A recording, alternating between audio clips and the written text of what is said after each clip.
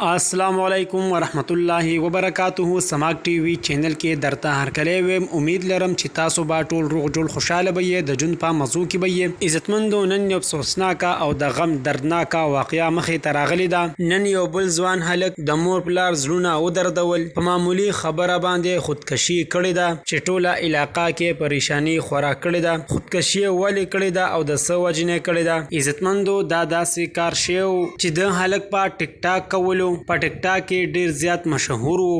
دته سکول کې ویلو چې ته ټیک ټاک پرېږده، ټیک ټاک په نور نه کې. دا هلکو جوان وو، مجبور وو، خپل عیش او عشرت یې کولو. نو بیا د سکول پرنسپل او استادانو مشوره وکړه چې دا کس د سکول نه وباسو ځکه چې دا نور په خبره باندې نه پوهیږي. پرنسپل ابوبکر هلک د سکول نه ویستلو.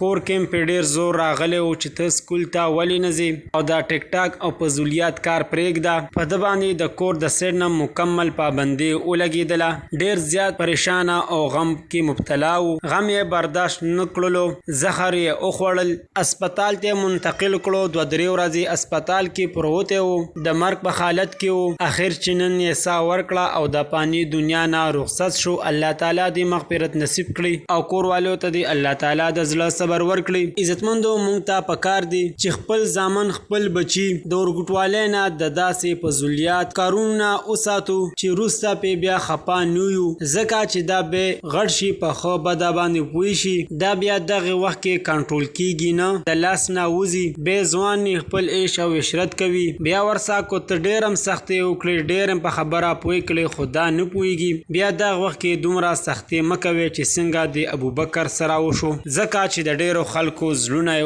ودردول ځکه چې ځوان او ښایسته هلک و. نو پلیز مهرباني وکړئ خپل بچي د ورګټوالۍ نه د فضولیاتو ارسونه وساتئ. والسلام.